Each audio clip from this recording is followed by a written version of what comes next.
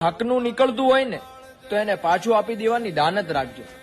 બાકી કોઈનું હરામનું લઈ અને કોઈ માણસની આંતરડી દુભાવશો ને તો ગેરંટી સાથે કહું છું કે ભગવાન જયારે એનો હિસાબ લેવા બેસશે ને ત્યારે સમજવાની તો વાત દૂર પણ તમને રડવા લાયક નહીં મૂકે. તારી નદીઓ પાછી વાળજે, તારી વીજળી ભૂસી નાખજે.